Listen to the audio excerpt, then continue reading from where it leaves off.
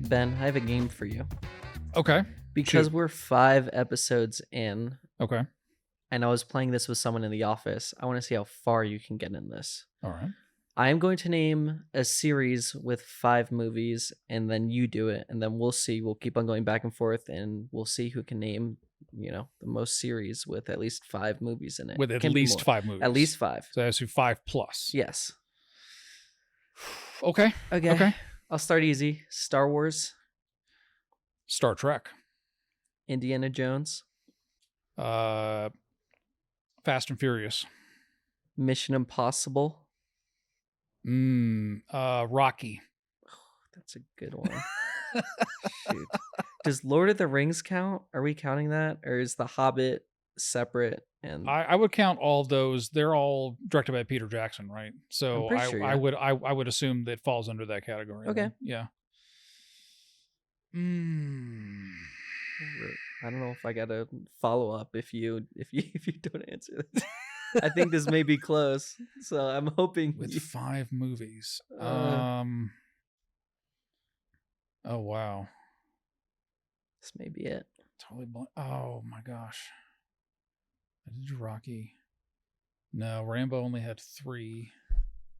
Oh, I got tons. Oh, no, James Bond. Friday the 13th. Ooh, gosh. I got tons now. It's over for him. It's about Jason. Yeah, that's like the one with the hockey mask. Yeah. It's we can just end this. Let's just transition in the episode. I got at least 5 more because you have the Child's Play series, you have the Halloween series, pretty much any horror movie. Saw has like 10 parts. The Texas Chainsaw Massacre's got a bunch. Horror movies just endless. So I'm just gonna move on. They have entirely too many. Yeah. Anyways, welcome back to That's Normal, episode 5. Today we are joined by Ben. Ben, do you want to introduce yourself? Yeah. Hi, my name is Ben. I'm the test lead here at Guided Choice. Cool. Just before we get into it, just want to say again, I'm not an expert here. I'm here to learn along with you guys, and I'm excited to get into it. So today's transition, and the reason why I started with that open, is we're actually going to talk about, I can't speak today, talk about gambling and kind of the dangers along with it. And Ben, you actually have some experience in that. So do you want to tell us about that a bit? I do, yes. I worked in the casino gaming industry for about 9.5 years. So, yeah, I have lots of experience looking at games, looking at the feel of games, putting them up in a casino, tearing them down when they're done, that kind of thing. What was your specific job there? So I would test the games to make sure they were in general compliance with, because gaming, obviously, there's lots of rules. There's hundreds of rules because you're dealing with money. You've got to keep things where you're not completely ripping off them. There's a little bit of that in there, but you can't completely rip them off. You can't blatantly steal their money. You have to count everything. Everything has to be done. Everything has to look fine. You have to be able to lose power and still have it come back and the game still play in the same state when it was powered off. So there's a lot of things you have to do to make it work. So what happens then if everything, have you ever dealt with a blackout in terms of at a casino? Well, at casinos, yes, that does happen, but we test for those type of scenarios. So you're basically prepared, because Yes. Does it lead to any legal stuff if they basically can't get them back to the state they were in? Yes, because getting back to the state you were in, because gambling is so specific, you can't just lose data. You can't lose money. So say you go into a casino and you see one of those big, tall, Wheel of Fortune, Sex in the City, whatever you want to call it. And there's some large money value. I'm talking over $1 million. There's a lot of money on the line. You can't just lose that money. That money has to go somewhere. So most of those will start out at much smaller values. but any money that the player puts into it Yeah. has to come out some way or another. So like the game has to finish playing.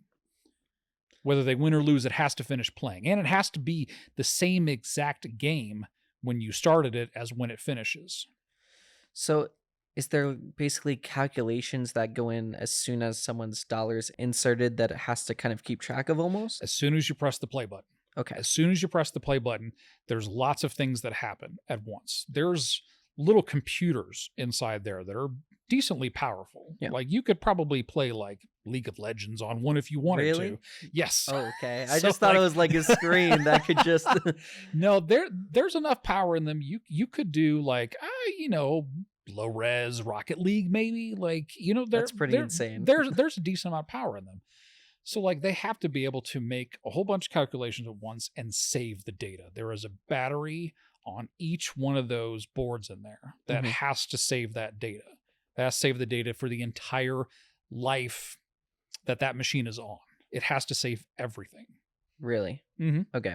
So my experience, at least with gambling, is I've done it a couple times, but I never slots. Slots have always bored me. It's always been table games because at least Okay. that's what I've heard. They've had better odds, and we can kind of go into that. Okay. But a couple of times with my friends, and I'm very rigid with them to where I'll go in and I'll say, "Hey, this money that we have is basically already spent. What we're going in with, It's gone. it's gone because I don't. So there've been a couple times I feel like I'm really gonna win, and then it just never And it's turns out. gone.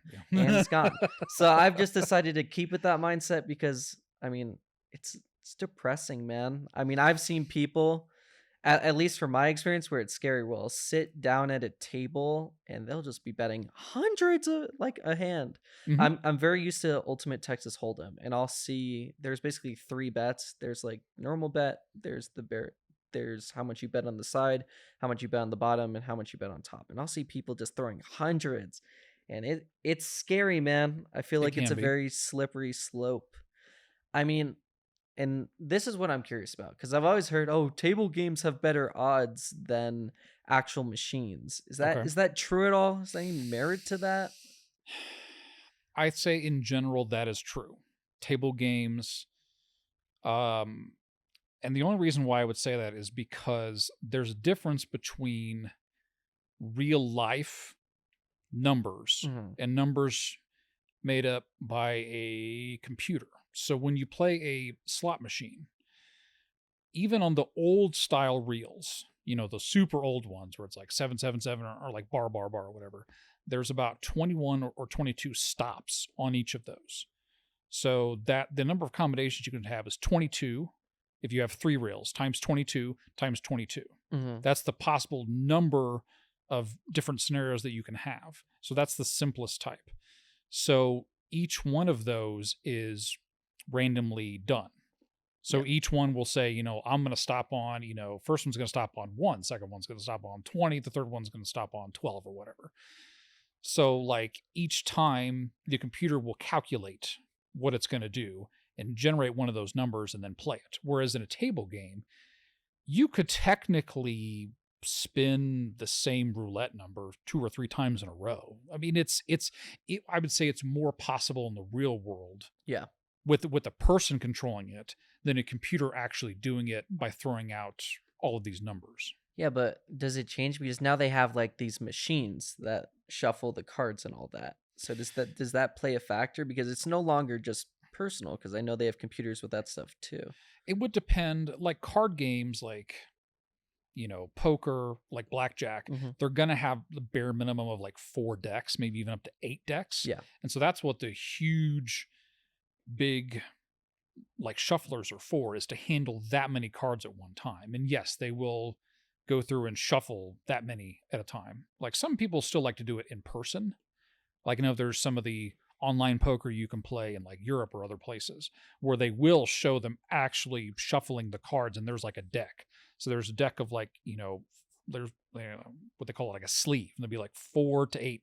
And once you get down to a certain number of cards, they'll replace the entire sleeve. So you technically never go through all of them in one shot anyway. Mhm. But because it's cards, there's only 52 cards. There's a finite number of like combinations you can possibly have. I know that's still a lot. There's still I mean, it's that's a still, large, that's a huge number. but to some people, it's like it's different. It is. I mean, but part of those table games too is also reading other people. You're reading the dealer. You're True. reading other people that you're playing with. So those have an entirely different factor. Those are more skill based. If you're really good, you can make a lot of money doing it because it's skill. You can trick other players into thinking you have something better than you have. They fold, and then you make more money. So in those type of table games, yes, there is skill involved, and the more skill you have, the more money you make. And I would say with electronic games, it's the same thing will happen with like an old IGT poker machine. Yeah. That's just like a Game King that's got like just a regular 5-card stud poker. Like if you have, two twos and, a 4 and an 8, if you toss the twos, I mean, that's kind of skill based too. So it's like it Yeah, kind because of there's a depends decision on. there. So basically, in any Yes. game where there's a decision, technically, it will always be better. One Yes. thing I've always been curious about, and I've heard people say this, and I don't know if this is true. Do machines like, okay, if you stay at a machine longer, people say, "Oh, the machine's gonna pay out soon." Is that how that works at all? Like the Ooh, longer you stay at a machine, is it more destined to pay out, or is it just true randomness and that doesn't really that's a affect really it? good question. I'm going to try to explain it without going into a whole bunch of math That's because fine. this involves a lot of math. Yeah. So, are you into sports at all? A bit, yeah. I'm into baseball. Baseball, good. All right. So, say, what's your team? Yankees. Oh, okay, good. Aaron Judge, right? Yeah. Last season, he hit A lot. what? Like he hit like what? Probably what? 305, It 310, was at right? least 300. I know that. At least 300, right?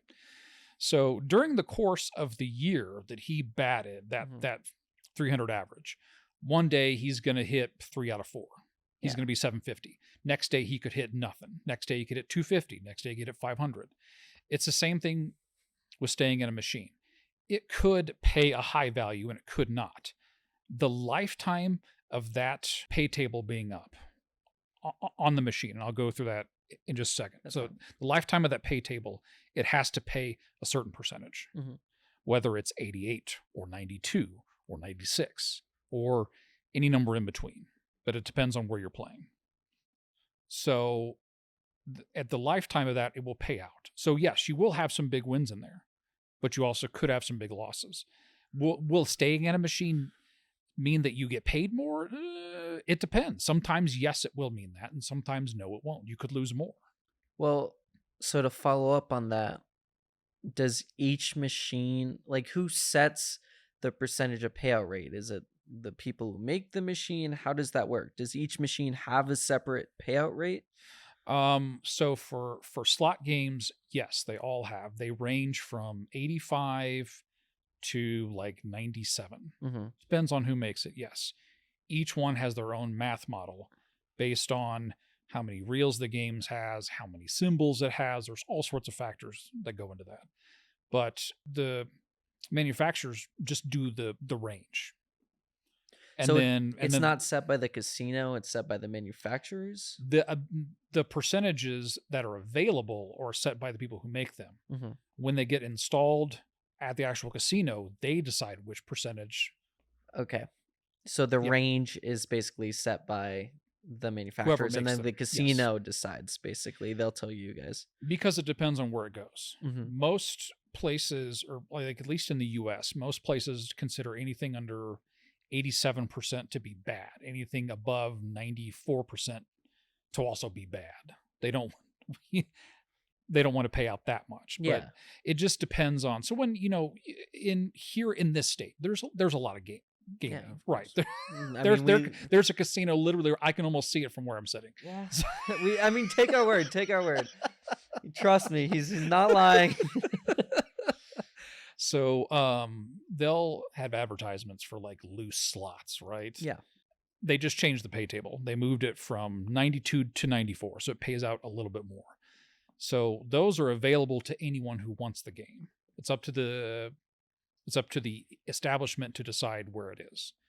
And they'll also set the pay tables different based on whether the game is in like the front of the casino or towards the back. So it's a location thing, really. It is that too. Yes. Yeah.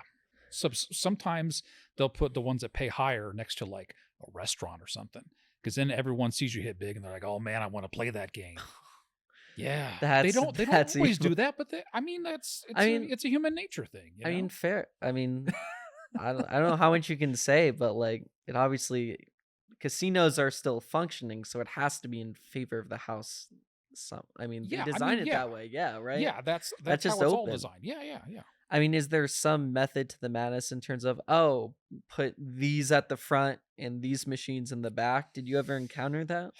They tend to put the ones with the huge amounts at the top. They tend to put those up front Mhm. because then you'll see, ooh, it's over $1 million or over $500,000. There's a large number on this game, and that number does have to win. Someone has to hit it. Like, Yeah. will it be you? Who knows?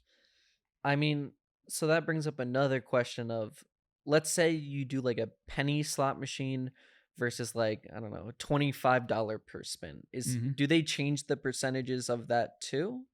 Or how does that exactly work? Or does it just Um, depend? it just really depends on the casino. It Yeah. depends on who they want to come in. Really, it also depends on the currency that you're using as well.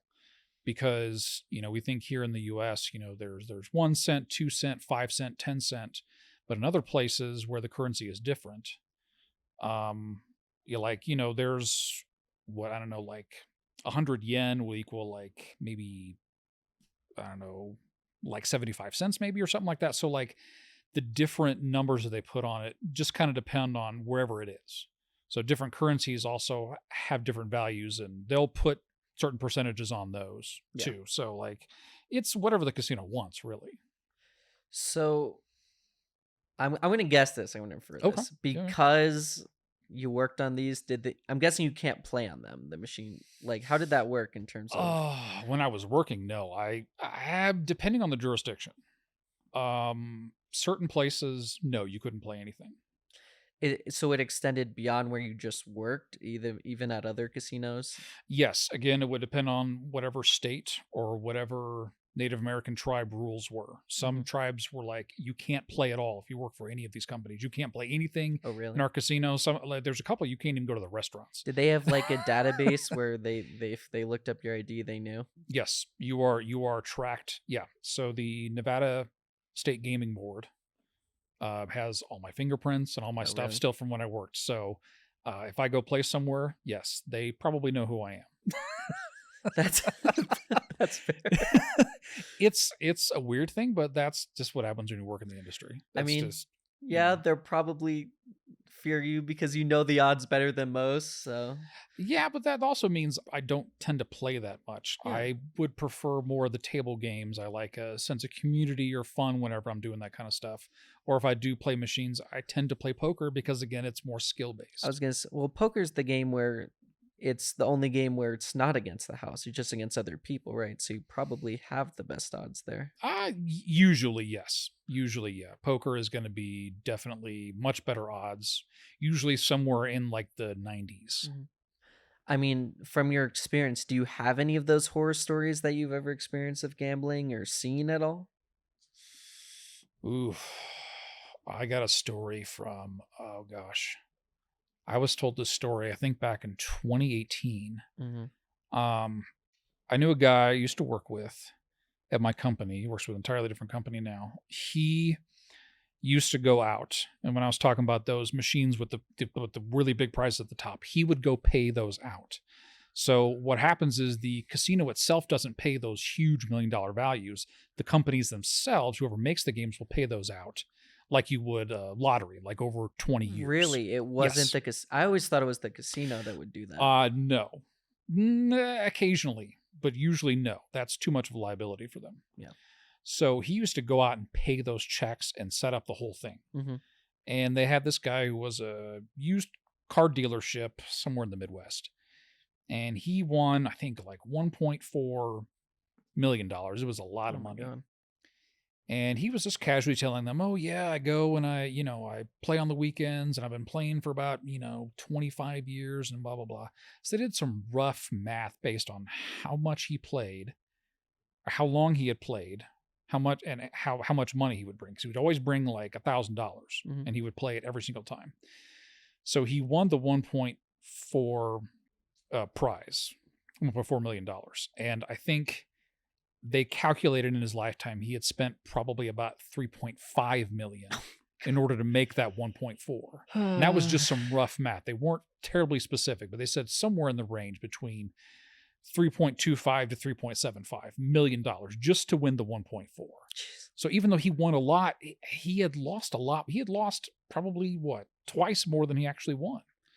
I just think that's a really good point that no one should overdo it. If you do gamble, please do it responsibly. Think of it as almost a hobby. Go in with a specific amount out of your paycheck that you spend each month, and that's it, and stick to that because that is such a slippery slope. And I think that's a really good example of why you just if you're not comfortable with it, don't do it. Please. If there's anything I can specifically go against, please do not gamble.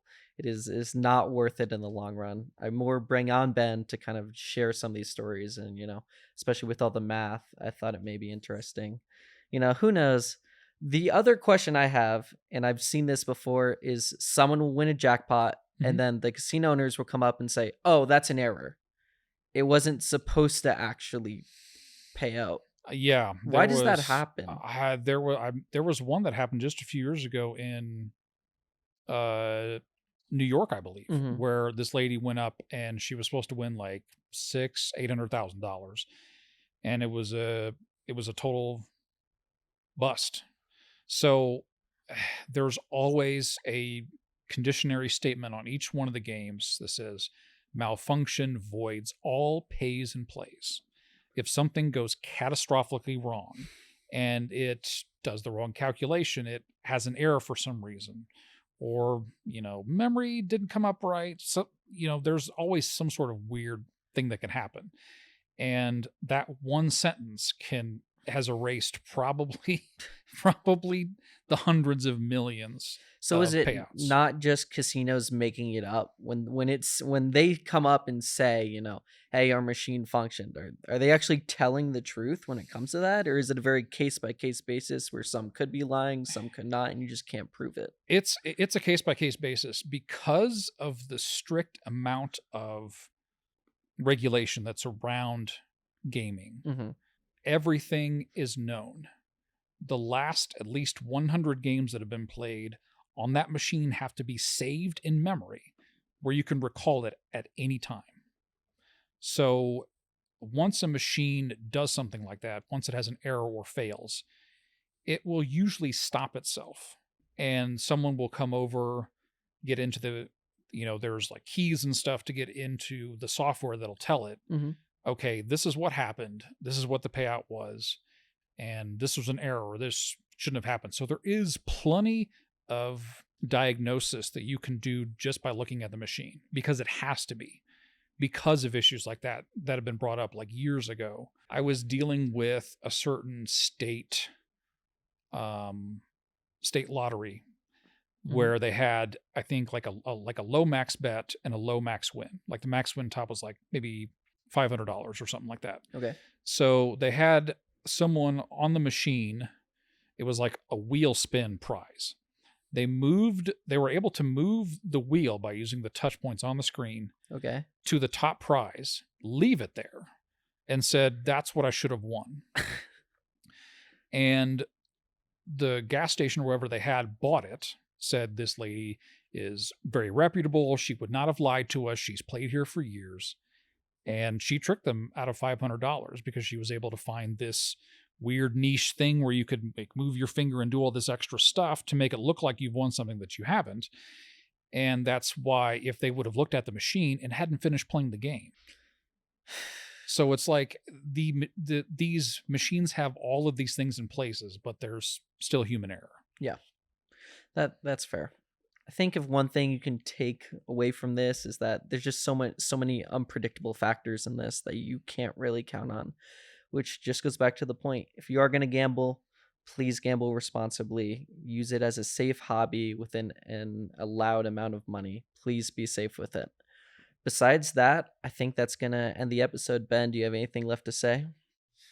Um, I would just echo what you're saying. If you go into a casino or a place like that where you gamble, take a certain amount of money. Oh, Don't bring your ATM card. Don't bring any of that other stuff. Just go in with that money and assume that you're going to lose it. cool. And that's going to be your best opportunity to be as safe as possible. Well, thank you, Ben, for sharing your insights and being on this episode. This is going to be That's Normal episode 5. We're gonna have 5. Yeah, I said that in the beginning. Duh. But thank you guys for watching, and I'll see you guys next time. Bye.